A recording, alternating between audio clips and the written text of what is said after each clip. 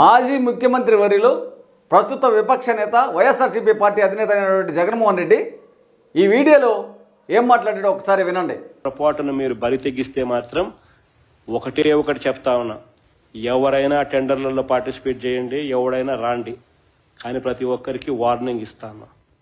రేపు పొద్దున మేము వచ్చిన తర్వాత రద్దు చేస్తాం, మళ్ళీ వెనక్కి తీసుకుంటాం. ఇది మాత్రం ఖచ్చితంగా అందరూ గుర్తుపెట్టుకోమని చెప్తాను.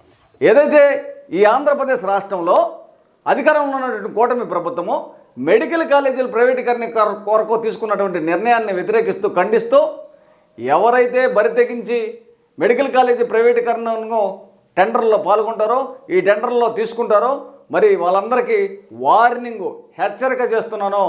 రేపు పొద్దున మా ప్రభుత్వం అధికారంలోకి వస్తే ఖచ్చితంగా వీటన్నిటిని రద్దు చేస్తాను, మరి యథావిధిగా మరి మెడికల్ కాలేజీలను గవర్నమెంట్ పరంగానే ఉంచుతానని చెప్పి ఖరాఖండిగా మీడియా సమావేశాన్ని ఏర్పాటు చేసి చెప్పడం జరిగింది.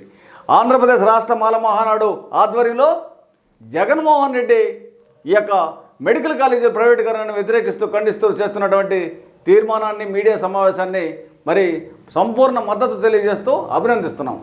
అదేవిధంగా ఏదైతే ఈ యొక్క ఎస్సీ వర్గీకరణ కోసం ఇదే కూటమి ప్రభుత్వము మరి ఆర్డినెన్స్ ద్వారా చట్టాన్ని తీసుకొచ్చి వర్గీకరణ అమలుపరిచిందో, దీన్ని కూడా ఇది ప్రజాస్వామ్య వ్యతిరేకమో, చట్ట వ్యతిరేకమో, సుప్రీంకోర్టు గైడ్లైన్స్కు పూర్తిగా వ్యతిరేకం కాబట్టి దీన్ని కూడా మేము అధికారంలోకి వస్తే రద్దు చేస్తాము, వర్గీకరణ అనేది రాజ్యాంగబద్ధంగా చేసుకుందని చెప్పి జగన్మోహన్ రెడ్డి నోటితోటిగానే మాట్లాడినట్లయితే ఈ రాష్ట్రంలో ఉన్నటువంటి మాల ఉపకులాలు అందరూ మరి జగన్మోహన్ రెడ్డి వెంట ఉండి ఆయన వెంట నడుచుకొని మరి 2029లో ఖచ్చితంగా ఆయన ముఖ్యమంత్రి అవ్వడానికి శతవిధాలుగా ప్రయత్నాలు చేస్తామని, మరి ఈ విధంగా ఆర్డినెన్స్ని రద్దు చేసే విధంగా ఆయన చేత ఆయన వెనకున్నటువంటి మాల ప్రజాప్రతినిధులు, మాల నాయకులు ఆయన చేత మీడియా సమావేశాన్ని ఏర్పాటు చేసి ఆర్డినెన్స్ని వ్యతిరేకిస్తున్నాము, దీన్ని రద్దు చేస్తాను అధికారంలోకి వస్తే అని ఒకసారి చెప్పించాలని మాల మహానాడు తరఫున మరి మా వైఎస్ఆర్సీపీ పార్టీలో ఉన్నటువంటి మా మాల నాయకులకి